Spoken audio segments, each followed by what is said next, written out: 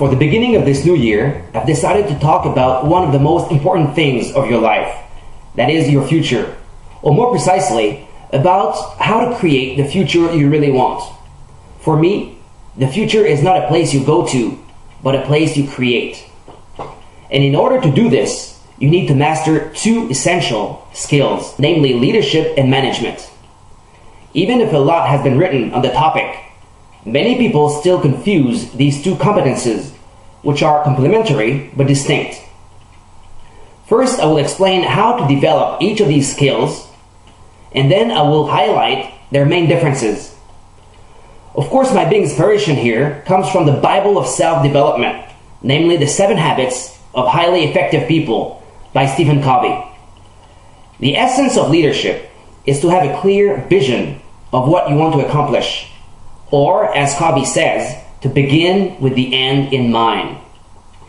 This means that before you even start setting objectives and try to reach them, you'd better clarify your values and find your own definition of success. Otherwise, it's incredibly easy to get caught up in an activity trap in the busyness of life, to work harder and harder at climbing the ladder of success, only to discover it's leaning against the wrong wall.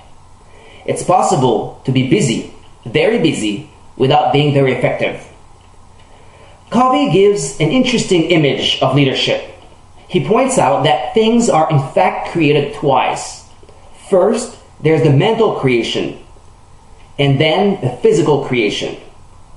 For example, when you create a house, you have to create it in every detail on paper before you start hammering the first nail.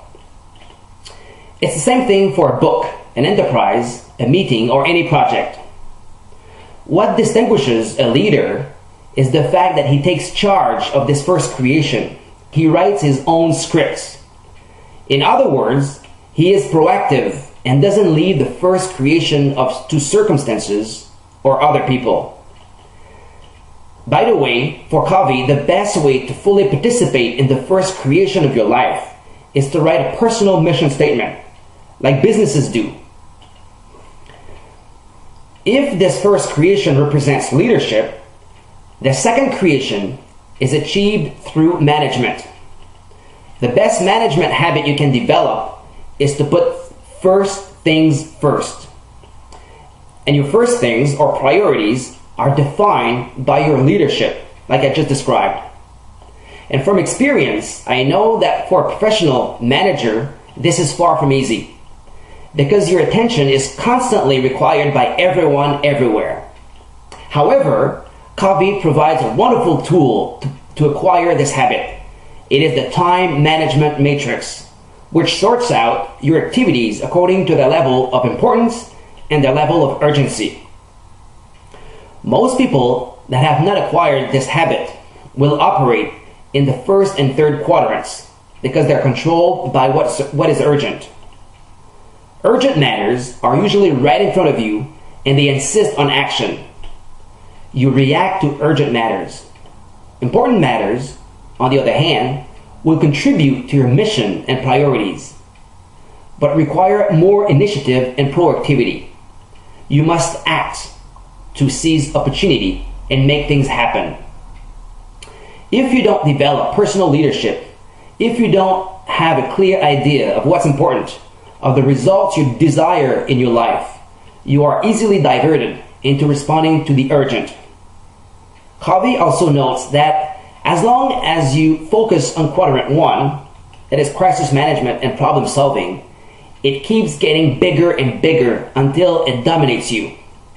However, if you focus on quadrant 2, which includes, among other things, long-term planning, prevention, human relationships, physical exercise, quadrant 1 will shrink and you will be definitely more in control.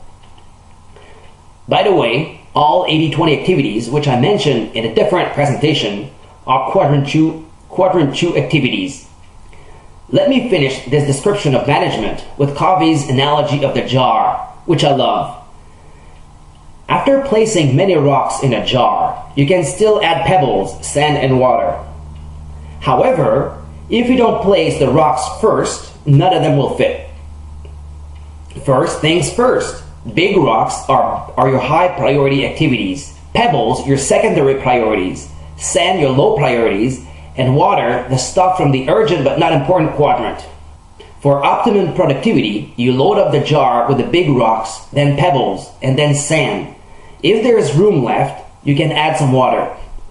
The moral of the story is that if you don't put the rocks first, they won't fit at all. So, what distinguishes leadership from management?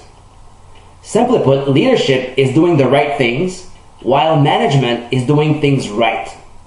In a way, we can say that leadership is more important than management. Indeed, what you do is more important than how you do it.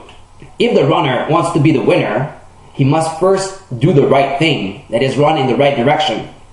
After that, the second step is doing things right, which means running as fast as possible. In conclusion, like Covey, I invite you to develop your personal leadership and management. First, by stopping everything to think about what road you want to take. And then by focusing on activities that will make you progress in that direction. Thank you for watching this presentation, and see you soon.